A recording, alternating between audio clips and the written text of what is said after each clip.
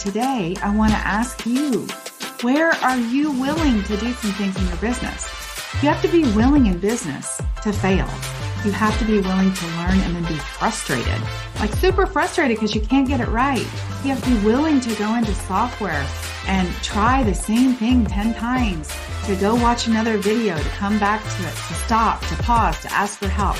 All of those things. You have to be willing to spend money on your business. Be willing to invest in your dream. Be willing to be wrong, to be embarrassed, to be a beginner. Hello, I'm Debbie Shadid, the host of the Life Coach Business Building Podcast.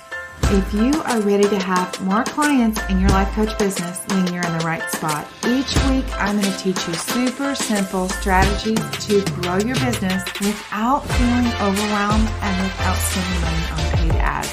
Now, if that sounds interesting, stick around and let's get started. Hello. Today, I want to talk to you about something that I learned from Corinne Crabtree.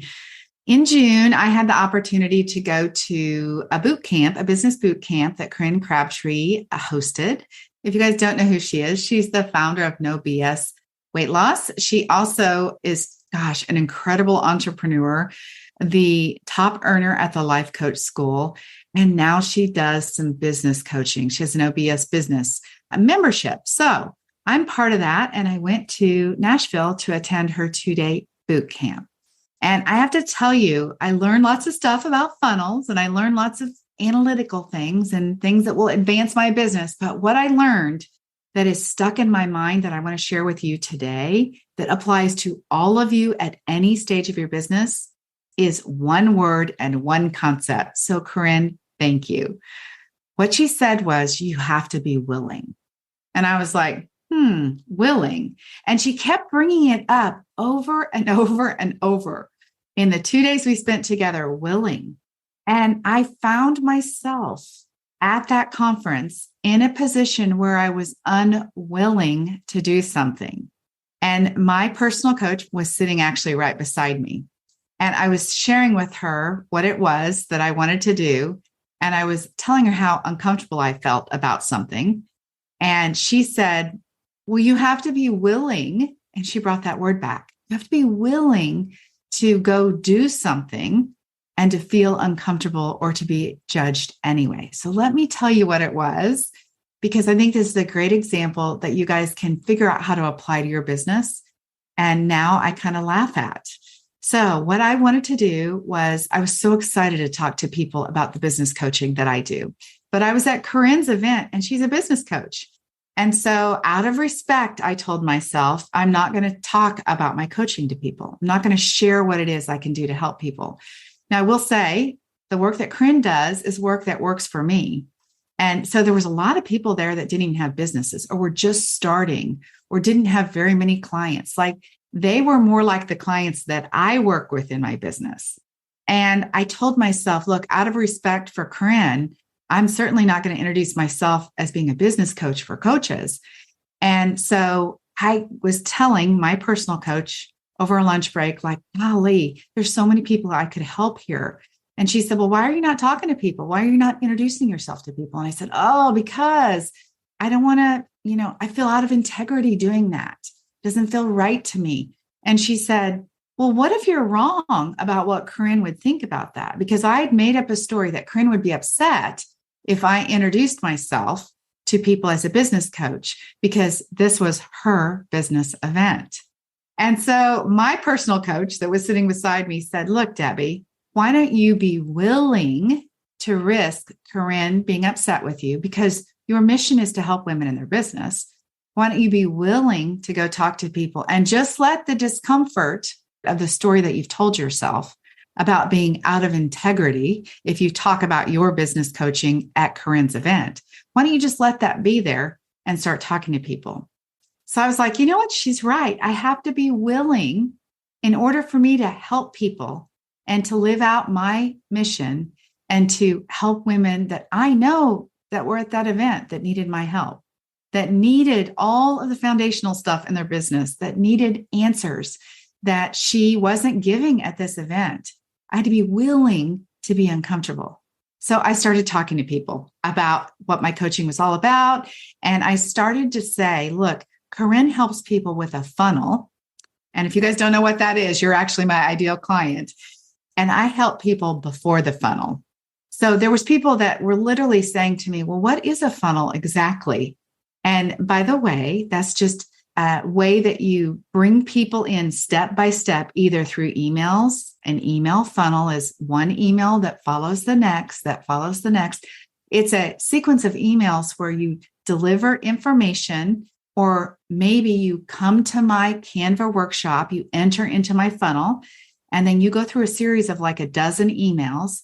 And the idea of the funnel is it brings you to my calendar where you schedule a consult, then you become a client. So that's what a funnel's like. It's the process that you bring somebody into. But again, part of the people did not have funnels. And here I wasn't talking to anybody because they weren't going to leave Corinne, because Corinne's a total rock star. She's amazing. I want to work with her forever. But they could actually do the work better with her if they had a few of their questions answered. And they were answers that I could give them. So I went about my way talking to people. And here's the irony of the deal, is that on the last day, at the end of the day, she asked a question to the audience and said, who are the business coaches in here? Raise your hand. So I had an opportunity to raise my hand, and she said, the rest of you guys who have questions, you need to ask these people. Go in the Facebook group. These people need to support you because they can give you answers. So how ironic was that? And I'm sure this goes on in the same way in your life, where you're not doing something, where you're unwilling to experience discomfort because you've got a story about something that is not serving you. So thank God I got coached. And my coach said, go be willing to be uncomfortable. Be willing to have Corinne be upset with you. Be willing to have her say, hey, you crossed the boundary here. This is my event, right? Instead, what happened was she opened the door for me and said, help people.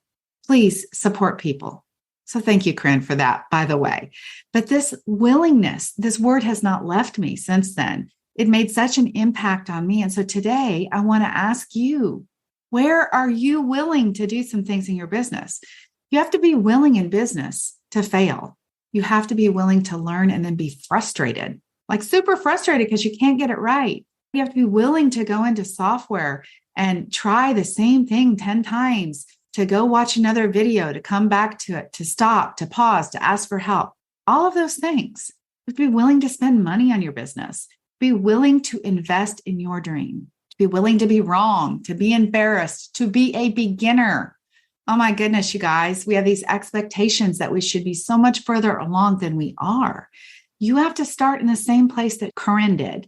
And if you listen to Corinne's story, she started on her couch charging such a small amount of money. I'm talking about, I think she said it was $5 a week. Corinne, I hope I'm not getting this story wrong. And I hope you're listening to this podcast. So you have to be willing to do that, you guys. You have to be willing to do some things that you feel uncomfortable about. You have to be willing to do things that you're not confident in, to show up even when you're sick. I am blown away at how often people will say, well, I'm not feeling great. And I'm like, not very often has there been times when I did not show up for an appointment because I didn't feel well.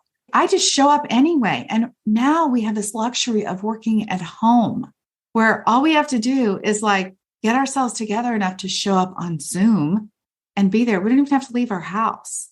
So you have to be willing to show up even when you don't feel good. You have to be a leader when nobody is following. Are you willing to do that? You have to be a leader until they do follow you.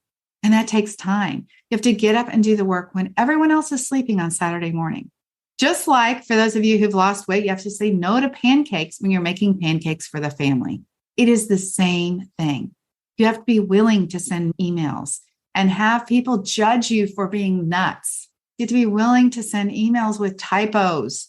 You guys know how embarrassed I have been over the years about emails that I have sent that had typos. Until one day I finally said, oh my gosh, you got to get over yourself. This is keeping you from building a business. And it was, you guys.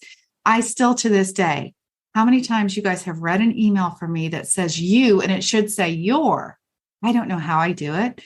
I have Grammarly that's supposed to check all the words. It still doesn't check it for me and find those words.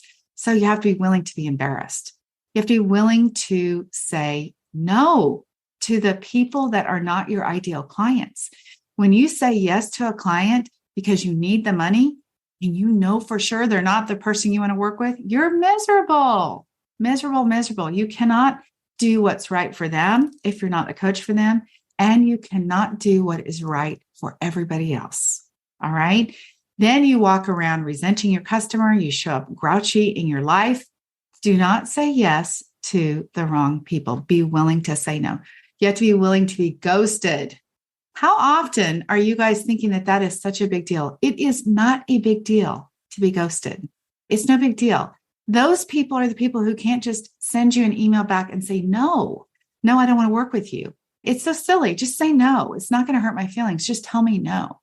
You have to be willing to have, quote, stalkers on social media.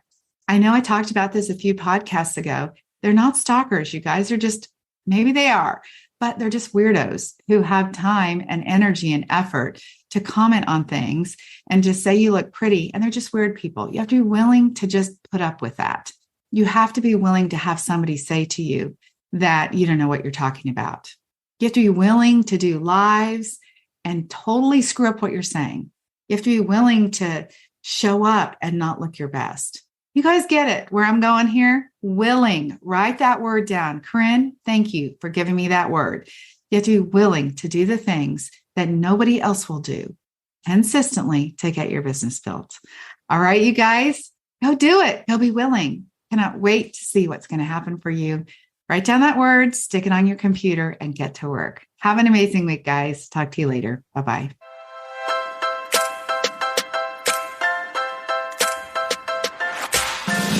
Okay, ladies, that is it for today. Before we go, I want to invite you to head over to debbieshadid.com. I have this incredible Canva training specifically designed for life coaches where I'm going to teach you how to use Canva to create beautiful graphics to market your life coaching business. All right, have an amazing week. I'll talk to you very soon. Bye-bye.